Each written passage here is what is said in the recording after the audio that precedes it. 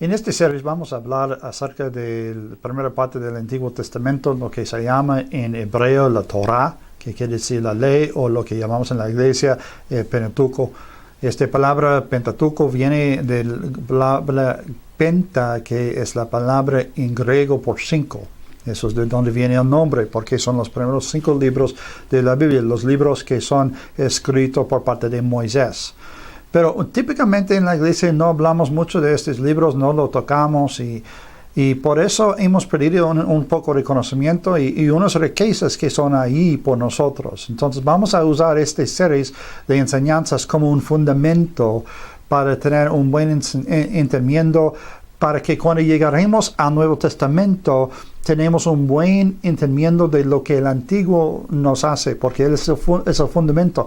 Tenemos que tomar en cuenta que toda la Biblia habla de Cristo.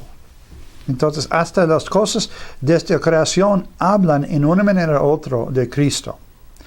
Y es muy importante cuando tocamos estos temas que lo miramos no pensando, pues eso no me aplica. No, eso sí nos aplica, porque todavía es Biblia. Y entonces hay denominaciones enteras que enseñan que el Antiguo Testamento no aplica al creyente de hoy. Y no puedo estar de acuerdo con ellos, porque toda la palabra aplica a nosotros. En esta serie es muy importante que pensamos. Bueno, yo he encontrado en mi vida, y yo tengo ya 35 años con Cristo, yo he encontrado que hay muchos creyentes que solamente aceptan lo que cualquier persona dice de la palabra y no piensen por sí mismo. En efecto, un pastor amigo me dijo una vez, y estoy como robando este modismo o este dicho como dicho propio, dice 5% de la gente piensa, 15% de la gente creen que ellos piensan y 80% de la gente prefiere morir antes de pensar. Pues la pregunta es, ¿de cuál parte eres tú? ¿Ustedes de los 5%, de los 15% o de los 80%? Yo quiero que llegamos a ser parte del 5%, porque es muy importante que pensamos. Muchas veces no aprendemos de la palabra porque faltamos de pensar. Lo leemos y es como los ojos pasan sobre la página y nada más. Y las cosas del Antiguo Testamento no son escritas de una manera que vamos a agarrar las riquezas, vamos a alimentar nuestros espíritus sin pensar de lo que tenemos escrito allí. ¿Ok? Entonces, bueno, para empezar, cuando estamos hablando del Antiguo Testamento, estamos hablando de los libros del Antiguo Testamento, es muy típico dividir estos libros en varias categorías. Podemos ver que hay los libros de la ley, que yo he mencionado en hebreo, la palabra es Torah. Hay los libros de sabiduría. Bueno, muchos llaman estos libros los libros de poesía, pero no me gusta esta categoría, este nombre, porque hay gente que han acercado a mí diciendo, pues eso no es palabra, es nada más poesía. No, es palabra de Dios. Sí está escrito de una manera poética, pero también hay mucho en los profetas que están escritos de una manera poética. Luego tenemos la categoría que son los libros de historia. Tenemos los profetas y dividimos típicamente los profetas entre los profetas mayores y los profetas menores.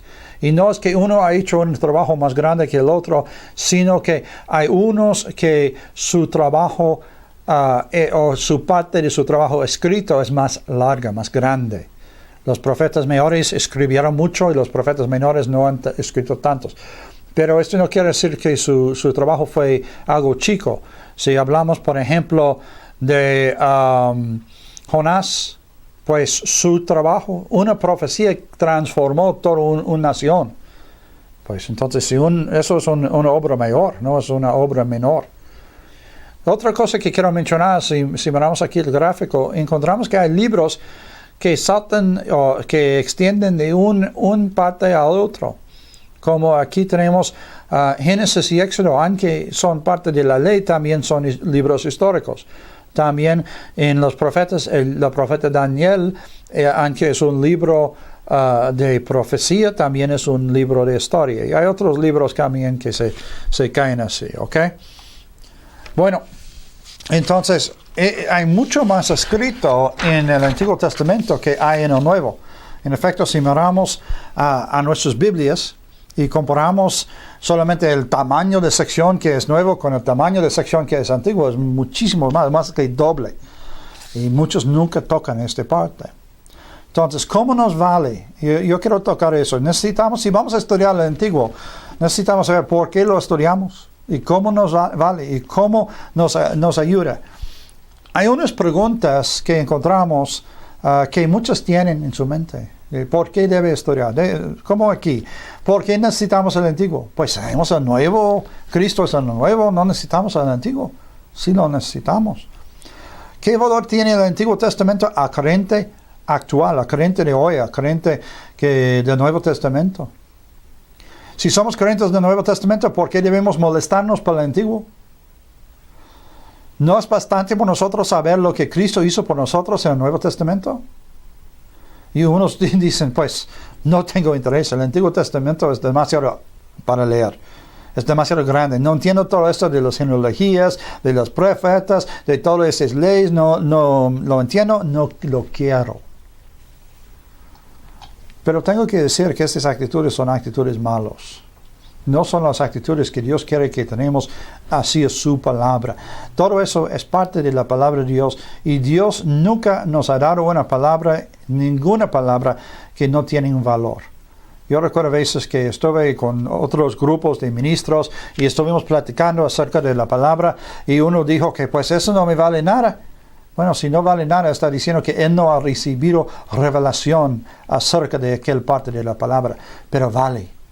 Y yo he encontrado en lugares donde nadie lea cosas que valen. Tengo un dicho, si quieres saber lo que otros no saben, estudia lo que ellos no estudian. No sé si ha visto el librito de la oración de Jabez. Este ha sido vendido por copias de millones en varios idiomas. Millones de copias. Y fue escrito por un verso, o quizás dos versos, encontraron en medio de una genealogía. Y todos los demás saltaron sobre eso, pero este varón agarró unas buenas revelaciones de aquel verso. Dice en el segundo de Timoteo, capítulo 3, verso 16, un verso que es muy clave. Toda escritura es inspirada divinamente o inspirada por Dios o inspirada por el Espíritu Santo y útil para enseñar, para redarguir, para corregir y para instruir en justicia. Bueno, eso es del Nuevo Testamento. Entonces déjeme preguntarle eso. Cuando Pablo escribió esta carta, el segundo de Timoteo, a su hijo en la fe, Timoteo, ¿cómo definió Pablo escritora, la palabra escritora? ¿Estuvo hablando del Nuevo Testamento? ¿Nada más eso? ¿O estuvo quizás hablando del Antiguo Testamento? ¿O quizás estuvo hablando de todo? Que en los ojos de Pablo, en su mente, y también de Timoteo, ¿cómo definieron ellos la palabra escritora? ¿Sabe qué? A ellos estuvieron hablando del Antiguo Testamento, no del Nuevo. Porque a ellos no existió un Nuevo Testamento. Pablo estuvo en proceso de escribirlo. Y estoy seguro que Pablo no fue tan orgulloso que estuvo sentado ahí pensando, yo estoy escribiendo el Nuevo Testamento. Voy a ser famoso por escribir todas estas cartas a las iglesias.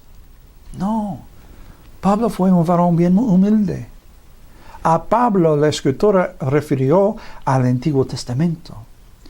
Pablo siempre predicó del Antiguo Testamento y sabe que Jesucristo también predicó del Antiguo Testamento. Ellos no predicaron de nuevo porque no existió. Entonces, si vale por ellos, yo creo que vale por nosotros. Pero déjenme mostrarles otros versos, ¿ok? Mateo 5:17 dice, no penséis que he venido para abrogar la ley o los profetas. No he venido para abrogar, sino a cumplir. Yo he escuchado a personas citando eso diciendo, sí, Cristo lo cumplió, entonces no tenemos que cumplirlo. Wow. ¿Dónde dice esta parte? Están añadiendo a la palabra. Cristo sí lo cumplió. Pero eso no quiere decir que no tenemos que hacer. Él tuvo que cumplirlo y cumplir todo lo que está escrito en la ley, obedecer todo lo que está escrito en la ley, para que Él pudiera hacer el sacrificio por nuestros pecados. Porque si Él ha hecho nada más un solo pecado en su vida, no podía morir por nuestros pecados, tuvo que morir por sus propios. Pero porque nunca hizo ningún pecado, vivió toda su vida santo, recto, delante de Dios, justo delante de Dios. Entonces, Él fue a la cruz como el cordero sin mancha. Y así podía morir por tus pecados y mis pecados. Pero la Biblia nos dice que el precio del pecado es la muerte. Entonces, si Cristo ha hecho un solo pecado, tuvo que morir. El verso siguiente, después de eso, hemos leído Mateo 5:17, el 18 nos dice, Cristo todavía hablando, porque de cierto os digo, que hasta que parezca el cielo y la tierra, ni una jota ni un tilde parecerá de la ley, hasta que todas las cosas sean hechos. O en otras palabras, Cristo dijo, pues yo he cumplido, pero todavía existe. Todavía la ley aplica. Todavía tenemos que tomar en cuenta la ley en nuestras vidas. Todavía tenemos que tomar en cuenta los profetas en nuestras vidas. Quiero añadir un verso más. Eso es Gálatas 3:13.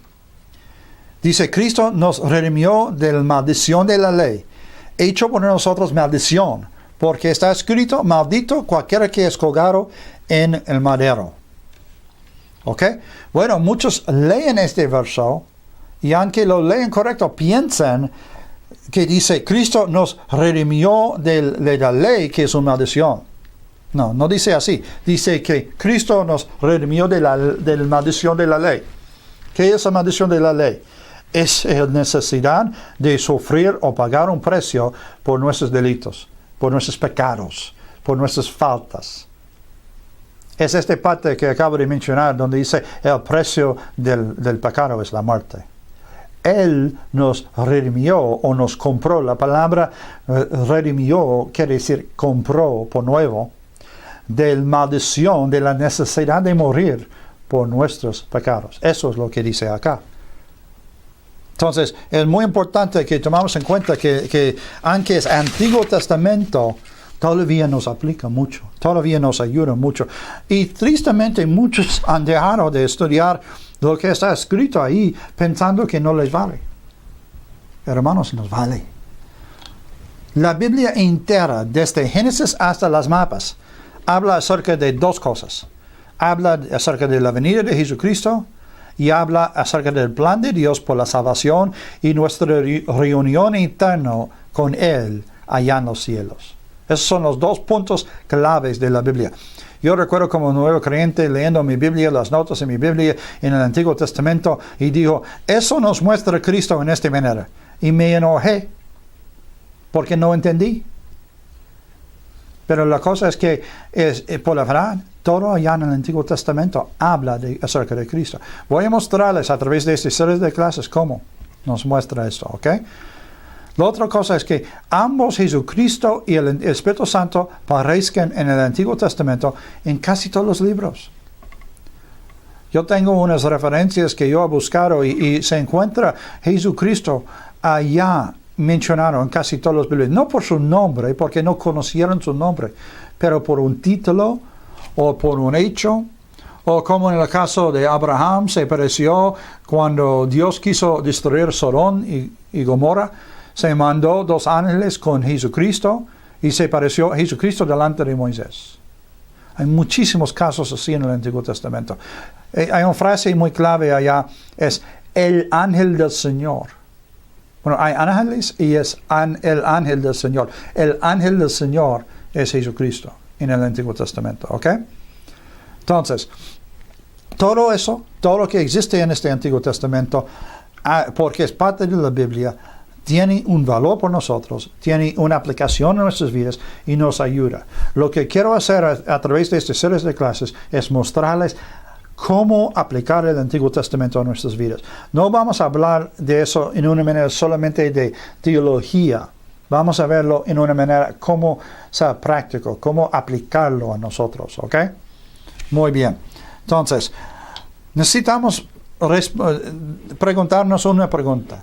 ¿De dónde vino el Antiguo Testamento? Bueno, acabamos de leer allá en 2 Timoteo 3:16 que vino inspirado por el Espíritu Santo. El Espíritu Santo movió y mostró a unas personas cómo escribirlo. Les dio, podemos decir, les dio la palabra para escribir. Es como Él estuvo hablando y ellos escribieron lo que Él les ha dicho. Segundamente, estas personas que lo escribieron fueron hombres piadosos.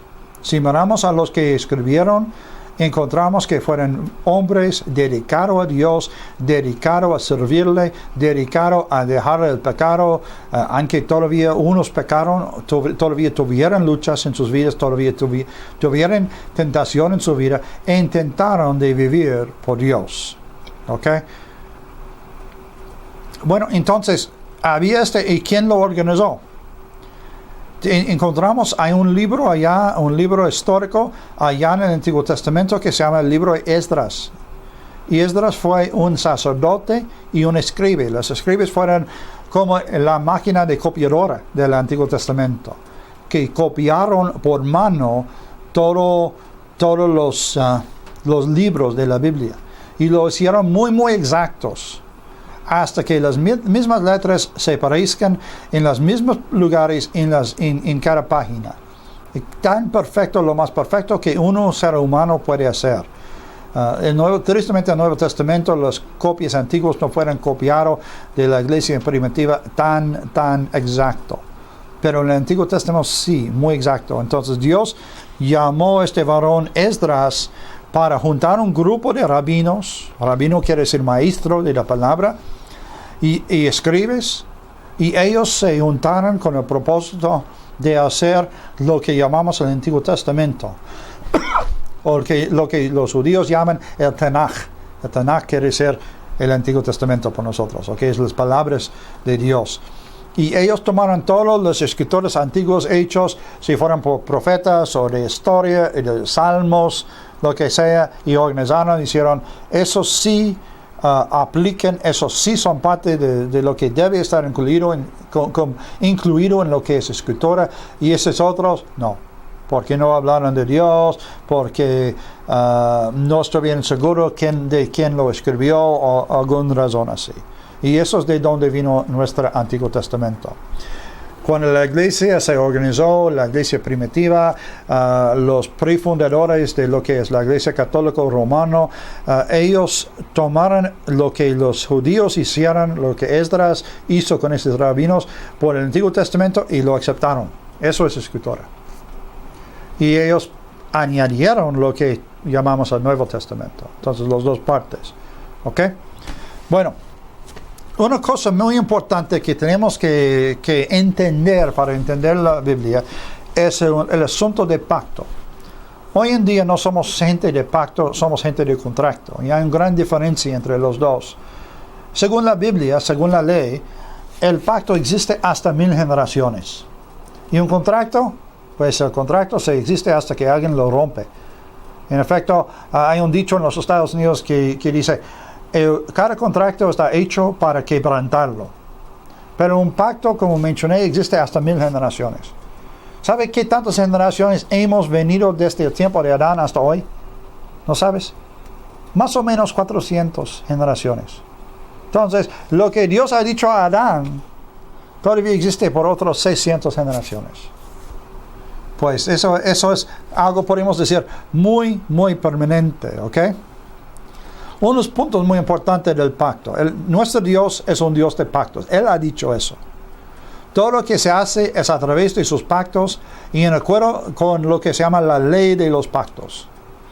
Dios se hace todo por pactos. Para entender nuestras Biblias tenemos que entenderlo como un documento de pacto. En efecto, el nombre Antiguo Testamento y Nuevo Testamento hablan del pacto. Es testimonio, literalmente quiere decir el testimonio de un pacto. Entonces, el Antiguo Testamento es el testamento del Antiguo Pacto y el Nuevo Testamento es el testamento del Nuevo Pacto. ¿Ok? Entonces, y el Nuevo Testamento, el Nuevo Pacto, no borró, no anuló el Antiguo, sino lo ratificó y lo amplificó y lo mejoró por nosotros. Pero todavía el Antiguo existe y es por el Antiguo que tenemos el derecho de recibir lo que hay en lo nuevo. Y voy a mostrarles en una de las clases cómo hemos recibido el derecho por el Nuevo Testamento a través del Antiguo Pacto. ¿Ok? Yo les mencioné hace un momento que nuestro Dios es un Dios de pacto. Déjenme mostrarles. Deuteronomio 7:9 nos dice: conoce pues que Jehová tu Dios es Dios, Dios fiel, que guarda el pacto y la misericordia a los que amen y guarden sus mandamientos hasta las 1000 generaciones. Nuestro Dios es un Dios de pactos. Todo lo que nuestro Dios se hace es a través de pacto. Para entender Dios, para entender la palabra, tenemos que aceptarlo como un documento de pacto. Y eso por nosotros es un poco difícil porque hoy en día no somos gente de pacto. Los indios de los Estados Unidos, cuando llegaron de Europa a los Estados Unidos, los europeos llegaron acá y los indios tuvieron un término por los que hicieron pacto, le llamaron hermanos de sangre. Y se cortaron y mezclaron su sangre y dijeron, ya somos hermanos. Y fue una relación muy fuerte.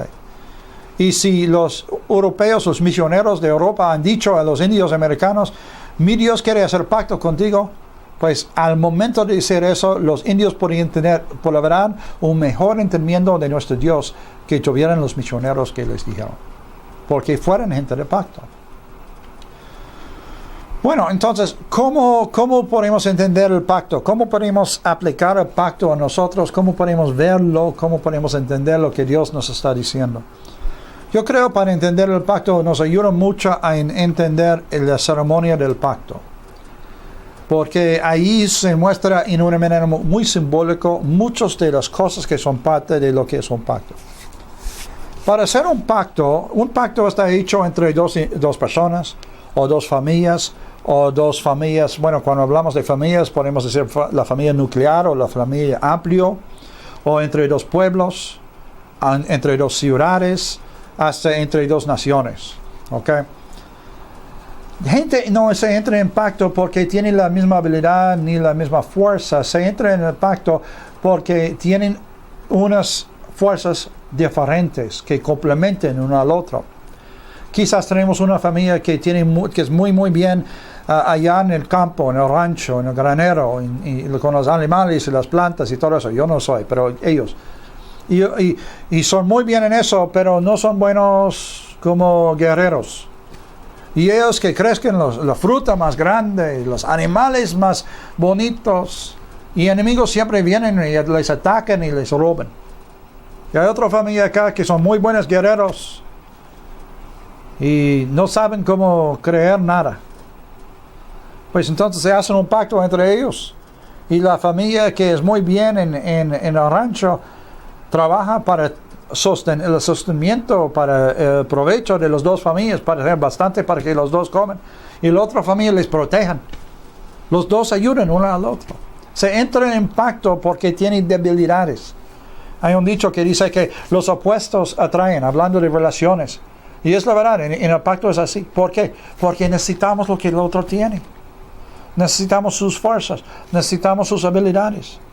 Y no son iguales. ¿Ok? Bueno, entonces, en preparación para hacer este pacto, necesitamos hacer un ceremonio. Siempre hay un ceremonio de pacto. Y en preparación, básicamente hay dos cosas que hacer. Uno es muchísimo plática. Se platiquen de cómo van a hacer este pacto, esta relación. ¿Qué van a hacer?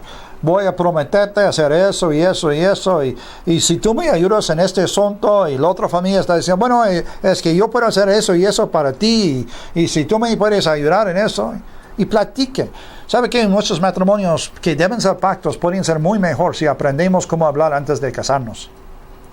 Antes de casarnos, típicamente hablamos de todos nuestros sueños, pero no hablamos de cómo vamos a hacer las cosas. Vale mucho hablar de cómo vamos a hacer las cosas, ¿ok? Entonces, ellos platiquen. La otra cosa es que preparen por el ceremonio su mismo. Necesitan llevar un sacrificio, necesitan un lugar. Pues no podían rentar un auditorio, una sala de fiestas. Entonces, típicamente lo hicieron en un valle para que todos los familiares podían juntar y ver el ceremonio. Y no fue todos los que participaron en el ceremonio, típicamente uno de cada familia, uno representante, uno que fue quizás lo mejor en su fuerza de aquella familia. Y ellos se juntaron allá y una vez que han hecho esta preparación, se juntan en este lugar y allá la primera cosa que se hacen es el sacrificio. Está mencionado en el libro de Génesis capítulo 15 cómo Dios hizo el pacto con Abraham. Y está mencionado ya sacrificio. Y Dios dijo a Abraham, tráeme algunos animales. Y Abraham los trajo, bueno, fue llamado en aquel tiempo Abraham, los trajo, y dice que los separó por la mitad, poniendo un lado opuesto al otro. Ok, muy bien. Si dividimos animales por la mitad, ¿cómo lo hacemos? Pues solamente hay una manera que podemos dividir un animal por la mitad y los dos lados son iguales. Y eso es por su columna. Ya. Es muy interesante que en el pacto es la única vez que vemos en la Biblia y también en la historia de estos pueblos antiguos que hicieron un sacrificio así, dividiendo el animal por su columna, para tener los dos lados exactamente igual o exactamente opuestos. En todos los otros casos, como en los sacrificios que son hechos, que son mandaron la ley, que hicieron allá en el tabernáculo y luego en el templo, se cortaron la garganta del animal y levantaron sus piernas atrás para que toda la sangre pudiera salir del animal. Esa fue la manera normal. Y pusieron una recipiente allá para recibir toda la sangre, un vasín. Pero en este caso, dividieron el animal por su columna. Y los dos lados cayeron uno opuesto a otro, entonces tenemos aquí como un muro de sangre y otro muro de sangre, y entre los dos un charco de sangre. Si hay varios animales, como en el caso aquí en Génesis 15, que Dios hizo con Abraham, se pone uno tras otro, como cabeza, cola, formando una línea. Y eso es lo que hizo Abraham, porque Dios le mandó traerles estos animales. Pero los dos aves no les dividió, dice, ¿ok? Muy bien. Una vez que tenemos allá hecho el sacrificio, las dos personas o los dos representantes que van a formar este pacto se anden o caminen a través de la sangre. Se empiezan de lados opuestos y se andan los dos pasando a través de la sangre, saliendo de otro lado, se hacen vuelta, regresen, pasando otra vez por la sangre, hacen otra vuelta y se juntan allá en la sangre. Entonces están allá y con sus pies en la sangre, no tuvieron zapatos, tuvieron sandalias, entonces tuvieron sangre entre los dedos de los pies, quizás sobre el borde de su túnica y allá en la sangre. Una cosa muy interesante de la sangre es que la sangre se forma una memoria inolvidable. Yo tengo aquí en mi mano una cicatriz que recibí de mi hermano de sangre, mi hermano natural, a la edad de 10 años. Me pegó con una vara que tuvo un tornillo y me cortó. Y recuerdo muy claramente cómo se pasó, dónde estuvimos, por qué y todo eso. Y no recuerdo mucho más que pasó a la edad de 10 años. Y la memoria más joven que tengo es a la edad de 3,5 años. Una amiga de mi mamá cayó a través de una mesa de vidrio que tuvimos en la sala de la casa. Y se cortó su pierna muy profunda. Y casi murió. Y había tanta sangre. Vino la ambulancia y se cortó la vena principal allá en la pierna y le llevó al hospital y apenas salvaron la vida. Pero tengo una buena memoria de eso. Pues ¿quién recuerda lo que pasó a 3 años de edad? ¿Por qué tengo esta memoria? Por la sangre. La sangre se forma una memoria inolvidable. Entonces, haciendo el sacrificio de ceremonia aquí en la sangre, se hace una memoria inolvidable. Se pusieron así haciéndolo, ¿ok? Allá parados en este sangre, con los cuerpos de los animales a sus lados, ellos repitieron o declararon uno al otro los términos de su pacto, las promesas. Te prometo hacer eso y eso y eso. Te prometo hacer eso y eso. No, yo espero eso de ti. No, yo prometo hacer eso para ti. Como los votos matrimoniales. Yo te prometo hacer eso. Yo te prometo hacer eso. No, yo prometo, tú me haces eso. No, eso no es correcto. Si es pacto, estamos prometiendo al otro, estamos buscando el beneficio del otro. Recibimos beneficio por bendecir al otro, no por buscar cómo recibir. Entonces declaran eso una a la otra. Eso es lo que prometo hacer. Una declaración que todos escuchan. Y también lo tuvieron escrito, dos copias como un contrato. Y se pusieron toda esta promesa, toda su declaración de su pacto en dos tablas, dos pieles de animales escritos, y cada uno lo guardó para que lo tuvieran, cada familia lo guardó, algo así, ¿ok? La próxima cosa que hacen allá es que intercambian sus chaquetas. La chaqueta es un símbolo de autoridad. ¿Recuerda la historia allá en el Antiguo Testamento de José, el hijo de Israel, Jacobo, que Dios cambió su nombre a ser Israel, hijo, el segundo más joven de la familia de 12 hermanos, y Dios le dio, no Dios, pero su papá le dio una chaqueta de muchos colores, con mangas largas, bien elegante. ¿Por qué lo hizo? Pues este fue un símbolo de su autoridad. Y recuerdas que sus hermanos se enojaron porque él ha recibido eso y nosotros no. Que él no es tan especial. Sí es especial. La chaqueta se identifica la autoridad de alguien. Si no estás seguro, bueno, vamos a ver. Todavía se existe. No en todos los casos, pero se existe. Si estamos manejando el carro allá en la autopista y estamos manejando el límite, ¿conoce el límite? Sí, el límite de pie, el piso. Manejando así. Y después de un rato viene un carro tras nosotros con dos luces. Rojo, azul, rojo, azul. Pues paramos y un varón sale de este otro carro para venir y platicar con nosotros. Y miramos a él. ¿Cómo sabemos su autoridad? ¿Es porque trae un pistol? No, es por su uniforme, su chaqueta. Bueno, entonces para intercambiar sus chaquetas es simbólicamente diciendo, te doy mi autoridad. Es como aquí son las llaves de mi negocio, aquí es mi chequera, las llaves de mi carro, de mi casa, todo lo que tengo es tuyo. Tú puedes ir a mi casa y mandar a mis siervos. Tú puedes ir a mi tienda y mandar a mis empleados. Tú puedes ir a mi banco y sacar mi dinero. Todo lo que tengo, toda mi autoridad ya es tuyo. Eso es lo que quiere decir el intercambio de chaquetas. Próximamente ellos intercambian sus cinturones. ¿Por qué se intercambian sus cinturones?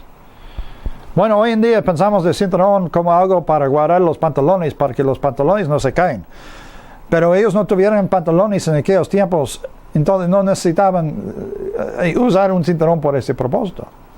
El cinturón en los tiempos bíblicos no fue para guardar los pantalones, en efecto no tuvieron pantalones, tuvieron túnicas. Fue algo usado para guardar a sus armas. Es mejor pensar del cinturón de ellos más como el cinturón de la policía. Es donde tienen sus esposas y tienen su pistola y lo demás, ¿ok? Guardando sus armas más que todo, guardando su espada, perdóname. Entonces, para darle sus cinturones, darle sus armas. En el libro primero de Samuel, capítulo 18, los primeros versos de aquel capítulo, dice que el corazón de Jonatán, el hijo del rey Saúl, se pegó al corazón de David antes que fue rey, mientras que fue joven. Y se hicieron pacto entre ellos. Y Jonatán dio a David su arca, sus flechas, hasta su túnica y su espada. Entonces David lo recibió de él. Es como está diciendo al otro, aquí es mi espada porque yo quiero proteger a tu vida. Tu vida es más importante que lo mío. Te entrego eso porque tú vales mucho, porque tú eres especial. Eso es lo que se hace, ¿ok? Entonces, dos cosas muy importantes, intercambio de chaquetas y de cinturones, porque esos muestran su compromiso a este pacto. La próxima cosa que se hacen es se cortan y mezclan su sangre. Típicamente se cortaron en la mano, a veces en el brazo, y se mezclaron su sangre. Es como mi sangre ya está en sus venas y su sangre está en mis venas. El famoso explorador y misionero allá en la África, Stanley, tuvo cicatrices por todos sus brazos y sus manos porque hizo pacto con como 50 jefes de tribus diferentes. Y al levantar su mano saludando a alguien, a decir, mire todas las cicatrices, este varón está en pacto con muchos. Cuando uno se lucha en contra de alguien que está en un pacto, no se lucha solamente con ellos, sino lucha con ellos y todos con quien está en pacto. Había familias en los Estados Unidos en los tiempos antiguos que estuvieron familias así de mucha lucha y entre dos familias tuvieron luchas por años y años y años. Una familia mató a alguien de otra familia y luego ellos mató a alguien, etcétera, etcétera. Porque tuvieron este tipo de actitud. Pues, pero tenemos algo mejor, tenemos un pacto con Dios a través de Jesucristo. Entonces, si alguien quiere pelear con nosotros, no solamente pelea con nosotros, sino pelea con nuestro Dios. Es como el niño chico que dice, pues, tengo mucho valor porque mi hermano grande está aquí atrás. Bueno, nuestro hermano grande aquí atrás es Jesucristo. Y Él nos ayuda. ¿Ok? Luego en esta ceremonia se cambian sus nombres. En México tiene la costumbre que se usa el apellido de madre y padre. Eso es como del estilo de pacto. A cambiar el nombre es cambiar la identificación de quién uno es. En los Estados Unidos tiene la costumbre que cuando se casa la mujer se acepta el apellido de su marido y deja de usar el apellido de su padre. Pero en México se usan los dos apellidos. En varias partes del mundo hay costumbres diferentes acerca de eso. En la Biblia, cuando Dios hizo pacto con Abraham, se transformó su nombre y cambió su nombre tomando el H de Jehová y puso allá con Abraham y formaron Abraham. Y el nombre de Dios antes fue conocido como Dios, pero luego Dios de Abraham. Entonces un cambio de nombre, un cambio de quién es, un cambio de identificación. Identificándose con el pacto. Ya no soy quien fui, ya soy alguien diferente. Es como al recibir Cristo, recibimos también un nuevo nombre, el nombre cristiano. ¿Por qué? Somos nuevas criaturas, somos en pacto. Entonces identificamos diferente porque somos parte de este pacto. ¿Ok? Y una cosa más que es parte de este ceremonio que es muy importante, especialmente por los judíos que son muy como los mexicanos. Bueno, ¿conocen el verso en la Biblia que existe en español que no existe en inglés? Se dice, donde hay 2 o 3 mexicanos hay comida. Nos encantamos juntarnos a comer. Y los judíos también. Entonces siempre a terminar esta ceremonia del pacto hay una cena. Y se comienza la cena con 2 cosas, con pan y vino. Y toman un panecito y rompen el pan y lo dan uno al otro compartiéndolo diciendo, eso es mi cuerpo. Tómelo y cómelo. Y toman un vaso de vino y dan el vino uno al otro diciendo, eso es mi sangre. Tómelo, bébelo. Como Cristo dio con sus discípulos allá en la Santa Cena, en su última cena con ellos. Y dijo Jesucristo, eso es la sangre del nuevo pacto. Él estaba haciendo la cena del pacto con sus discípulos. Y lo hizo diciendo, declarando, eso es del pacto. ¿Por qué? Porque Dios es un Dios de pactos. Jesucristo vino y fue a sacrificio por el pacto que Dios quiso hacer con nosotros. Él cumplió todas estas cosas, no en una manera tan obvia, pero en una manera simbólica. Como dice había en Efesios capítulo 6, hablando de la armadura de Dios. Nos manda ya tomarnos e investirnos en la armadura de Dios. No dice que es una armadura que viene de Dios. No dice que es una armadura que Dios ha comprado por nosotros, ni ha hecho por nosotros. No dice que es una copia de la armadura de Dios. Dice que es la armadura de Dios. Es su propio. Él nos ha dado su armadura y debemos vestirnos en eso. ¿Por qué? Porque somos en pacto con Dios y porque somos en este pacto, lo que pertenece a Dios pertenece a nosotros. Y Él nos ha dado su armadura, que podemos vestirnos en su armadura y podemos ser así. Pues entonces, unas cosas muy importantes que tenemos que tomar en cuenta de esta relación de pacto. El primero es que lo que pertenece a uno pertenece a otro. Como en el matrimonio. Pues mi esposa y yo no tenemos dos cuentas del banco, uno mío y uno de ella. Compartimos, lo que ganamos es nuestra. No es que ella tiene su dinero y yo tengo mi dinero. Mi hermano en la sangre lo hizo con su primera esposa, y no es creyente. Y ellos se casaron y cuando recibieron las notas dividieron y cada uno escribió un cheque de su propia chequera y cada uno pagó la mitad. Él su parte y ella su parte. Se duró el matrimonio 2 años, se divorciaron. Bueno, no son creyentes, entonces no es mi problema. ¿Pero por qué? Porque no había pacto, no había compromiso. ¿Cómo podemos tener compromiso con alguien y dice, ¿sabe qué? Te amo, te quiero. Somos una relación fuerte y permanente, pero esas cosas son mías y no les tocas. ¿Cómo? Está diciendo que estas cosas son más importantes que la persona. Si somos en pacto con alguien, lo que tenemos pertenece a ellos. Aunque, bueno, a veces decimos, sí, eso es mi computadora, eso es mi silla. ¿Por qué? Porque soy la persona que lo usa más. O eso es mi mueble, como sea. Pero pertenece a mi esposa tanto que pertenece a mí. Porque somos uno solo carne. Entonces, lo que pertenece a uno pertenece a otro. Ella no tiene que pedirme usar algo que es mío. Se usa. ¿Por qué? Porque es suya también. En África, cuando los europeos vinieron o se fueron a África, se hicieron pactos con los jefes de las tribus. Y siempre cualquier jefe o rey tiene un símbolo de su autoridad, de su puesto. Y un día llegó estos misioneros, bueno, no son misioneros, estas personas, y entraron en la casita de aquel jefe y dijo, dame eso, su escudo, lo que sea, su lanza, que fue su símbolo de autoridad, o una vara, o lo que fuera. Y salió de esta casita con esta cosa y todo el tribu dijo, ya tenemos un nuevo jefe. ¿Por qué? Porque fueron los símbolos de autoridad y porque los dos estuvieron en acuerdo, en un pacto. Entonces cuando lo pidió, el otro no podía rechazarle. Eso es lo que pasó. Y así los blancos ganaron toda África sin matar a nadie. Es triste, pero fue así. No fue correcto, fue un mal uso del pacto. Cuando dos están en pacto, el enfoque no es lo que uno puede agarrar del otro o ganar del otro, es lo que puede hacer para bendecir al otro. Vamos a pensar eso un momento, como en el matrimonio.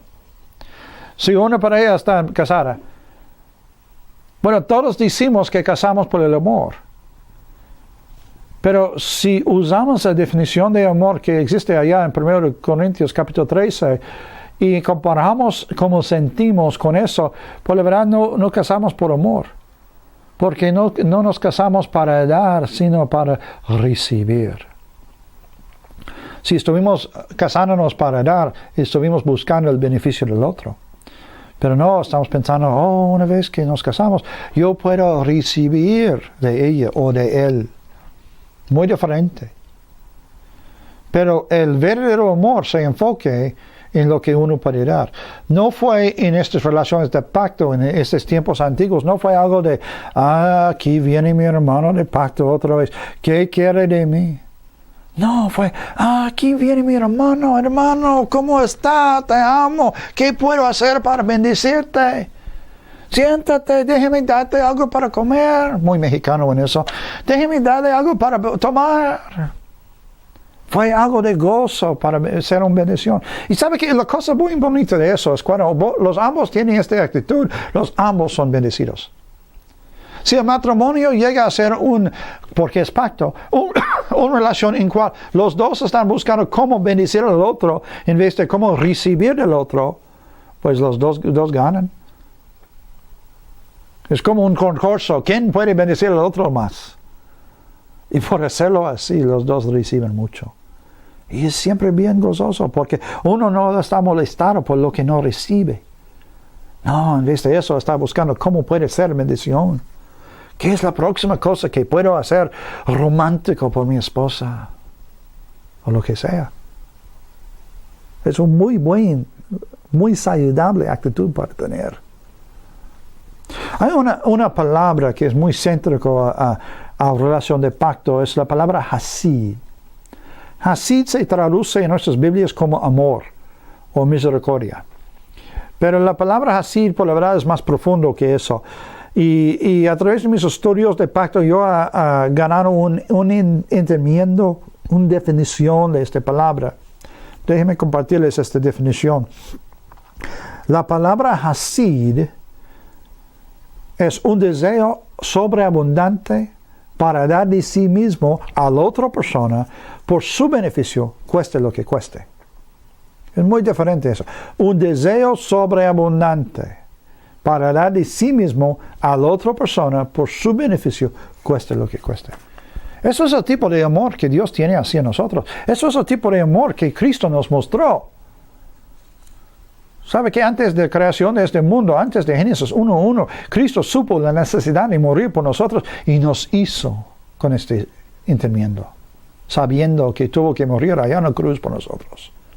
Cuesta lo que cuesta. Cristo nos dio de su mismo. Si vamos a ser como Cristo, y la meta más grande de Dios en nuestras vidas es que llegaremos a ser como Cristo, tenemos que amar con este amor así como Él lo hizo. Y un otro punto que quiero mencionarles acerca de esta relación de pacto es que se forma una relación aún más fuerte que lo que es la relación familiar. Hay un dicho muy, muy antiguo que dice, la sangre es más grueso que el agua. Y típicamente en nuestra cultura actual hablamos de eso en el sentido que la sangre habla de la familia, pero no es eso. Este dicho ha venido del Medio Oriente y viene de las raíces del pacto, con una actitud del pacto. Y la idea es eso. El sangre, cuando refiere al sangre, está hablando de relación de pacto. Y cuando está hablando de la agua, está hablando de la agua de nacimiento. Entonces, lo que están diciendo es que el sangre del pacto es más fuerte, o se forma una relación más fuerte de la agua de ser nacido de la matriz del mismo mujer. Otra manera que se dice en el mismo dicho es que la sangre es más grueso que la leche. La relación formada por la sangre del pacto se hace una relación aún más fuerte que tomar leche del mismo pecho, del mismo mujer, del mismo mamá. Entonces la relación de pacto es una relación aún más fuerte de la relación familiar. Yo puedo decir con toda honestidad que mi familia en Cristo, ustedes, son más mis hermanos que mis hermanos naturales, porque ellos no conocen a Cristo. Y por la relación que tenemos uno con otro, con Cristo, yo puedo decir, sí, la sangre es más gruesa que el agua. Entonces, cuando miramos a la Biblia, cuando miramos a las cosas especialmente del Antiguo Testamento, pero también del Nuevo, tenemos que tomar en cuenta de pacto. Cristo hizo todo lo que se hizo por pacto, por formar y mantener y mejorar el pacto entre Dios y nosotros. El pacto que tenemos con Dios es a través de Cristo Jesús. Y este pacto existe hasta 1000 generaciones. Como gente de pacto con Dios, todo lo que pertenece a Dios ya pertenece a nosotros. Todo lo que necesitamos que Dios tiene. ¿Qué tiene Dios que necesitamos? Pues hay tantas cosas. Tiene sanidad, santidad, justicia, riqueza, salud, sabiduría, conocimiento. Tantas cosas que recibimos de Dios. Y porque somos en pacto con Él, lo que Él tiene es nuestro. Sí, hay requisitos para cumplir, para recibirlos, pero los tenemos. Pues entonces, ¿qué necesita Dios de nosotros? Si somos en pacto con Dios, quiere decir que lo que Él tiene pertenece a nosotros, pero también lo que tenemos pertenece a Él. ¿Qué tenemos que necesita Dios? Pues yo he encontrado 3 cosas que Dios necesita de nosotros. 4. Necesita nuestro corazón.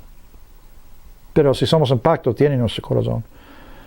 Pero también necesita nuestras bocas porque Él no tiene otra boca aquí en el mundo, sino las bocas nuestras. Se necesitan nuestras manos, porque no hay otras manos que tiene Dios aquí en este mundo, sino las manos de nosotros. Y se necesitan nuestros pies, que haremos a toda la gente que tiene necesidad. Si somos en pacto con Dios, entonces ¿cómo podemos decir, Señor, no me voy? Señor, no quiero hacer. Señor, no quiero obedecer. ¿Cómo podemos decir estas cosas? Cristo nos dijo, si me amas, obedezca mis mandamientos. Si somos en pacto con Dios, quiere decir que amamos a Dios. Pues si no, no estamos en pacto. Y entonces si amamos a Dios, pues tenemos que obedecer. Y si no, no le amamos.